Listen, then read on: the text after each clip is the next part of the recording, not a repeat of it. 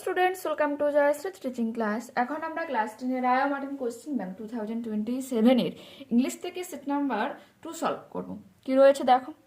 Sami went to school feeling that, Swami বিদ্যালয়ে গিয়েছিল এই অনুভূতি নিয়ে যে he was the worst boy on earth, সে হচ্ছে পৃথিবীর মধ্যে সব থেকে খারাপ বালক। হিজ কনসার্নস বাদার হিম, তার বিবেক তাকে অনুসূচিত করছিল। He wasn't at all sure, সে একেবারে নিশ্চিত ছিল না ইফ হিজ ডেসক্রিপশনস অফ স্যামুয়েলের ব্যাপারে তার বর্ণনাগুলো হ্যাড বিন অ্যাকিউরেট, আদৌ তা মানে যথার্থ কিনা।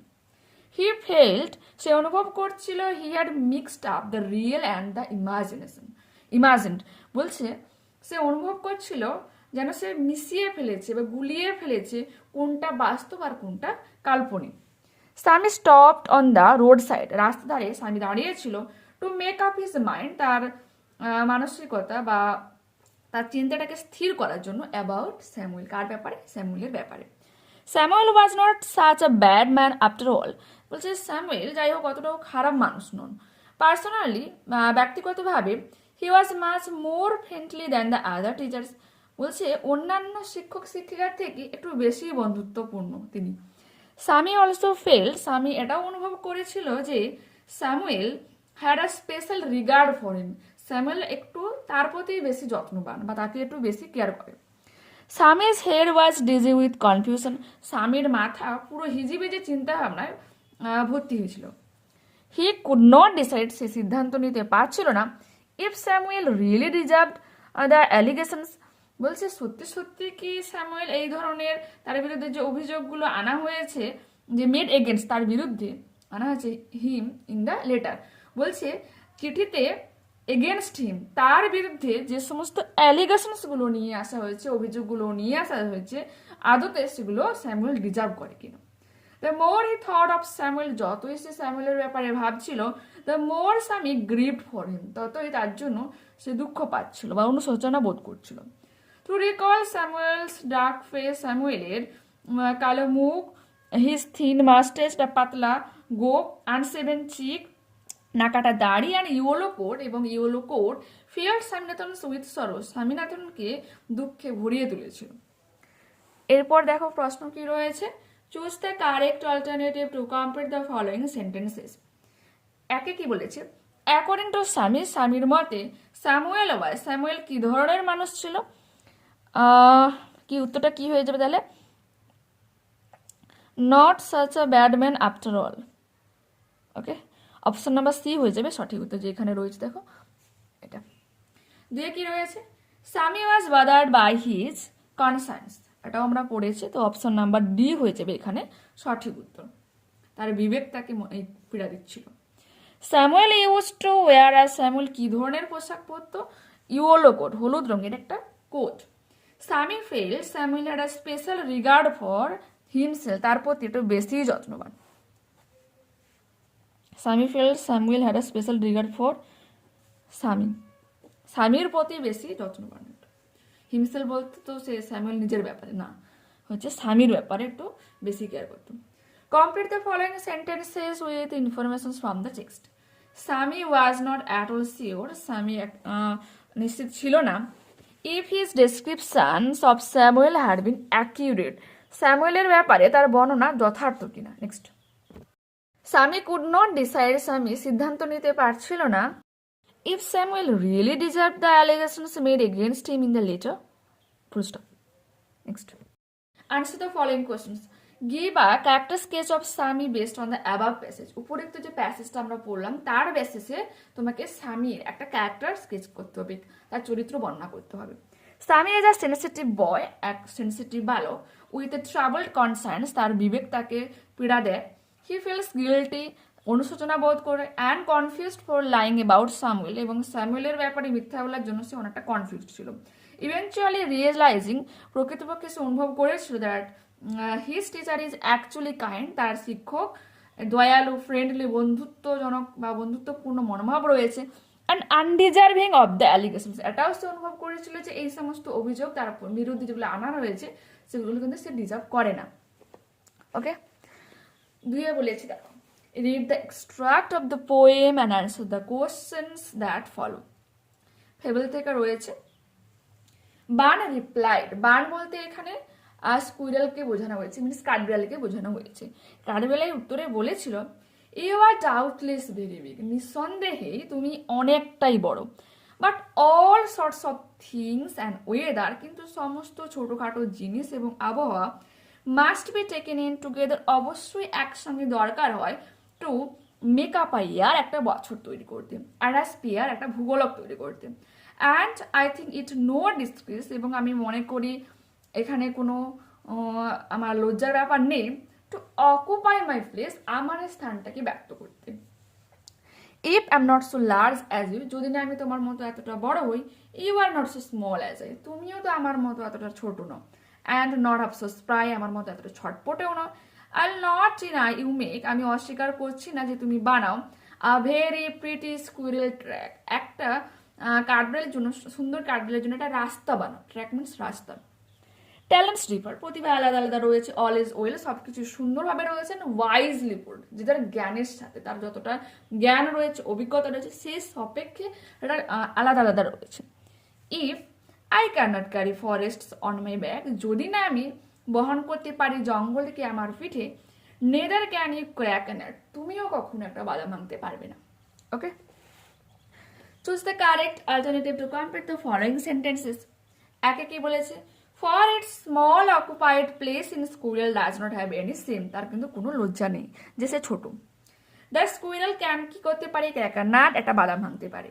বিটা কি বলেছে, state whether the statement is true or false, the provide supporting statements. Okay, যেখানে একে বলেছে, the squirrel denies the fact that, কাঠবিড়ালি অস্বীকার করে এই fact, the mountain makes a very pretty squirrel track, তো ফলস হয়ে যাবে, কারণ এখানে আই উইল নট ডিনাই, সে অস্বীকার করে না।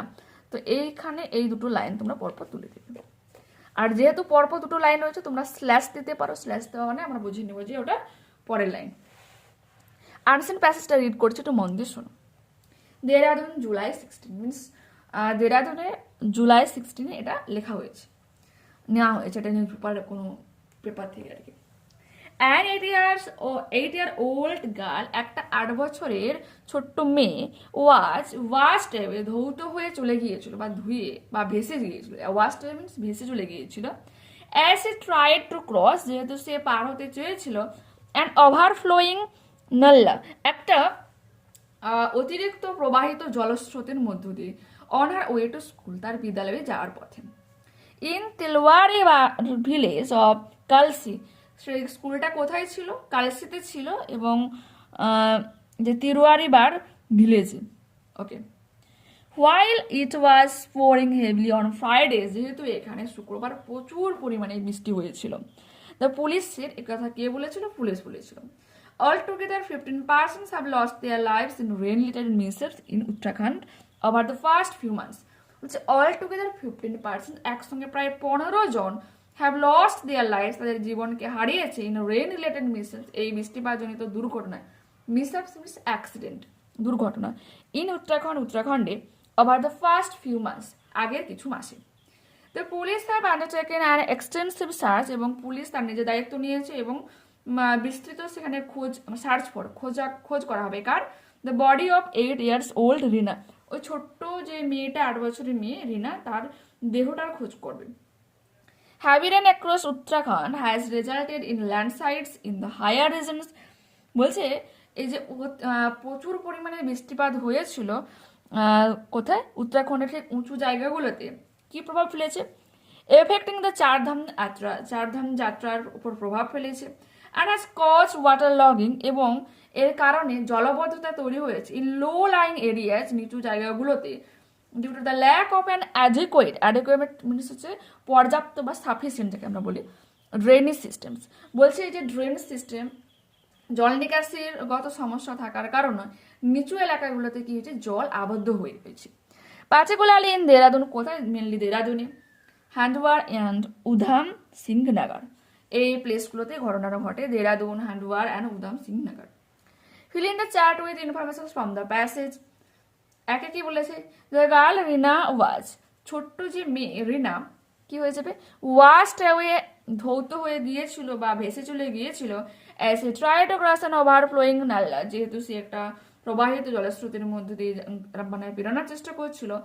On her way to school in Tilwari Bhar village of Kalsi, কালসির তিলওয়াড়ি ভার ভিলেজে স্কুল যাওয়ার পথে। While it was pouring heavily on Friday, যেহেতু শুক্রবার এখানে প্রচুর বৃষ্টিপাত হয়েছিল। দুয়ে কি রয়েছে? The police have undertaken an extensive search for the body of 8 years old Reena. Okay, question number 3, the heavy rain has affected the মানে কোন জিনিসটাকে প্রভাবিত করেছে চারধাম যাত্রা। ওকে, এরপর দেখো নেক্সট পেজে কি রয়েছে।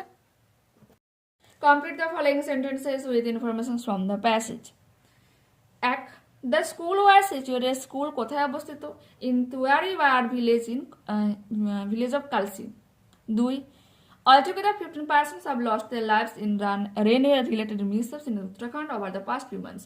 কিছু মাস আগে এই বৃষ্টিপাতজনিত দুর্ঘটনায় একসঙ্গে 15 জন মানুষ প্রাণ হারায়। 3, the low-lying areas got waterlogged due to the lack of an adequate drainage system. ওকে, নিচু এলাকাগুলোতে জল জমে যাওয়ার কারণটা কি হচ্ছে? জল নিকাশিগত সমস্যা থাকার জন্য। Answer the following questions. When and where did the incident take place? কোথায় এবং কখন এই ঘটনাটা ঘটেছিল, দুর্ঘটনা?